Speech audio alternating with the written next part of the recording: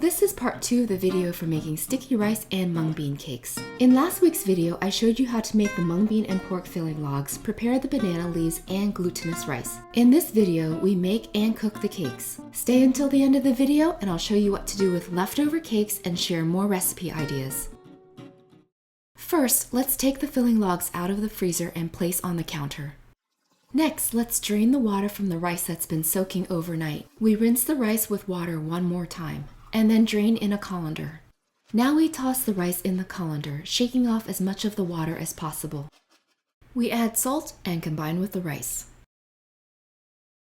We are ready to start the next part, and that's wrapping the cakes. Remember in the last video when I pointed out the two different sides of the banana leaf and to notice the direction of the veins? This will be important in the next step when we arrange the leaves. Let's start by laying a 16-inch piece of string on our work surface. For the first layer, this is the layer we see after the cake is completely rolled. So we place the leaf with the shiny side down and the veins running horizontally. The second layer, the middle layer, can be placed just like the first. The third layer is the layer touching the rice, and we want the shiny side on top. The shiny side of the leaf is where the banana essence is the strongest. This way the cake is infused with the fragrant banana aroma and vibrant green color. Note that for this leaf, the veins are running vertically. The crisscross placement of the leaves will help support the cake in case it splits during wrapping or cooking. Take a half a cup of rice and place on the banana leaves. Spread out the rice, making a mound about a 1/4 inch high and a little bit bigger than the filling log. Now place the filling log on top of the rice. Bring the banana leaves together and then hold with one hand. Add another half a cup of rice on top of the log. Here's what it looks like so far.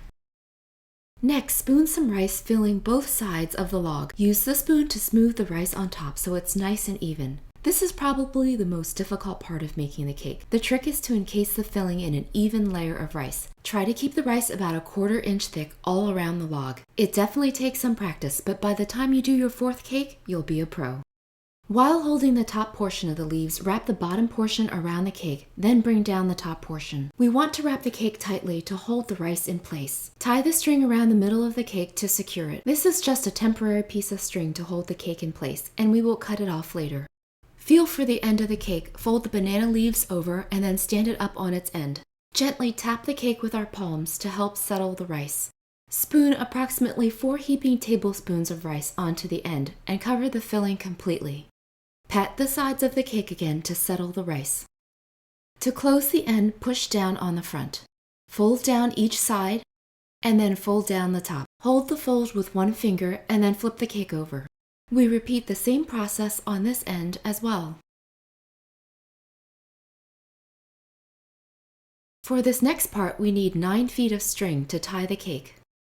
First, place the string on the fold, leaving about a 10-inch section on the top. Wrap the string around the bottom of the cake and then bring it up to the top.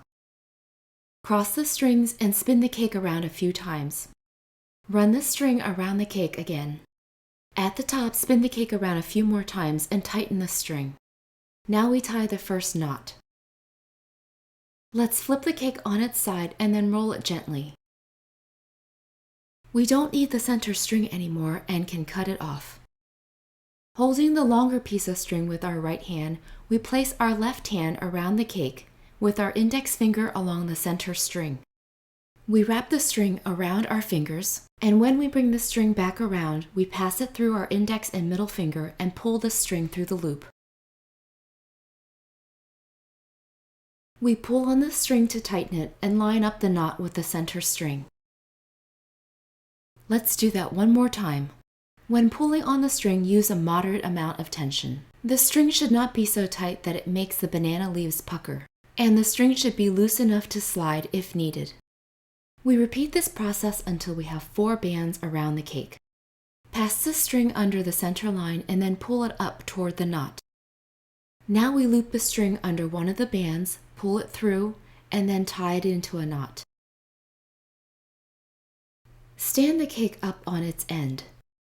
Pull the string across the cake, and now pass the string under each of the 4 cross strings and pull toward the center each time. And finally, we tie one more knot on top. We can go ahead and cut off the excess string. To prepare the cakes for boiling, we wrap each cake in a generous amount of foil. This insulates the cake and helps retain the nice banana leaf color. Place the cakes end up into a large pot. Because I have such a large pot, I doubled the recipe and made 8 cakes. Fill the pot with water so it almost reaches the top of the cakes. Now place a heavy lid or plate on top of the cakes. This helps to keep them submerged while cooking. Pour in more water, covering the cakes completely. We cover the pot, turn the heat to high, and then bring the water to a boil. When the water comes to a boil, reduce the heat to low. We boil these cakes with the lid on for a total of 4 hours. After 2 hours of boiling, we need to flip the cakes. The end of the cake that was facing up now needs to be placed down in the pot. It's easiest if we remove all the cakes and then put them back in. Just be sure to keep track of which side is up and which one goes down.